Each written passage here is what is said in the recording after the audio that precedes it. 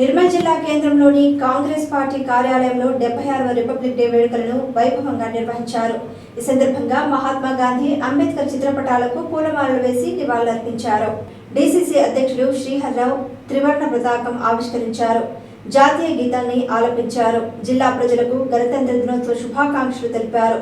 భారతదేశం ప్రపంచంలోనే అతిపెద్ద ప్రజాస్వామ్య దేశమని, యావత్ ప్రపంచానికి ప్రజాస్వామ్య విలువలను అందించడంలో మన దేశం అగ్రగామిగా నిలిచిందన్నారు. ఈ కార్యక్రమంలో నిర్మల్ వ్యవసాయ మార్కెట్ కమిటీ చైర్మన్ సోమ భీమ్రెడ్డి, పట్టణ అధ్యక్షులు సందెడపు చిన్ను, బార్ అసోసియేషన్ అధ్యక్షులు అల్లూరి మల్లారెడ్డి, సేవాదల్ అధ్యక్షులు ఎంబడి రాజేశ్వర్, కొండ్రు రామరెడ్డి, సభ కలీం, మజర్ ఆయనగారి పోసెట్టి, అడపా శ్రీకాంత్, కొంతం గణేష్, కొండా శ్రీనివాస్, జావత్ సోమేష్, ఎంబడి రాకేష్ తదితరులు పాల్గొన్నారు.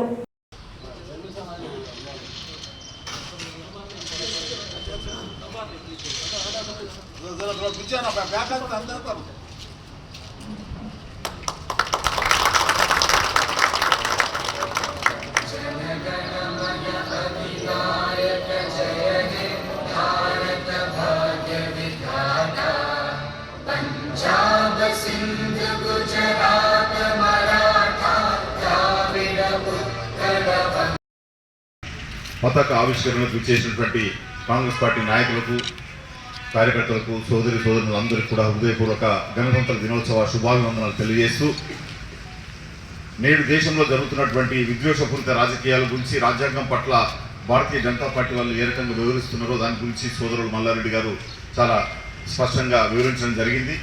భారతీయ జనతా పార్టీ నాయకుల మనసుల్లో రాజ్యాంగం లేదు, వాళ్ళ మనసుల్లో మనవాదం ఉంది. వాళ్ళు రాజ్యాంగాన్ని మార్చి మనవాదాన్ని తేవాలన్న కుట్ర పన్నుతున్నారు. కుట్రపూరితంగా ఉన్నటువంటి విషయం మరి సోదరులు చెప్పినట్టు 400 సీట్లు కనుక ఉన్నట్టు ఎన్నికల్లో వాళ్ళకు పార్లమెంటులో వచ్చి ఉంటే ఈ పాటికి రాజ్యాంగ సవరణ, రాజ్యాంగ మార్పు గురించి ఆలోచన చేసి ఉండేవాళ్ళు కాదు. కానీ కాంగ్రెస్ పార్టీ అడుగడుగున అడ్డుకొని ప్రజల్ని జాగృతం చేయడం ద్వారా ప్రజలు చైతన్యవంతులై ఈ దేశంలో మరి వాళ్ళకు సంపూర్ణమైనటువంటి మెజార్టీ రాని పరిస్థితి వచ్చినందున మరి వాళ్ళ రాజ్యాంగం ఎలాంటి ఇబ్బందులు పడకుండా ఉన్నది. భవిష్యత్తులో కూడా రాజ్యాంగాన్ని కాపాడుకోవాల్సిన బాధ్యత ఈ దేశ ప్రజలందరిపైన ఉన్నదని చెప్పి ఈ సందర్భంగా నేను మనవి చేస్తూ, మరి ఈ 76వ గణతంత్ర దినోత్సవ శుభాభివందనాలు తెలియజేస్తూనే రాబోయే స్థానిక సంస్థల ఎన్నికల్లో సోదరులు చెప్పినట్టు అందరూ ఐకమత్యంతో పనిచేసి సరైనటువంటి అభ్యర్థుల్ని మరి ఎంపిక చేసుకొని మరి విజయం సాధించాలని ఈరోజు రాష్ట్ర ప్రభుత్వం ఒక 4 ప్రధానమైనటువంటి పథకాలను ప్రారంభిస్తున్నది. ఈరోజు మధ్యాహ్నం 1 గంటకు. దాంట్లో అందరూ కూడా పాల్గొనాలని, మీ గ్రామాల్లో, మీ మండలాల్లో, మరి జిల్లా కేంద్రంలో కూడా మనం ప్రెస్ మీట్ పెట్టి వాటిని స్వాగతించాల్సిన అవసరం ఉంది.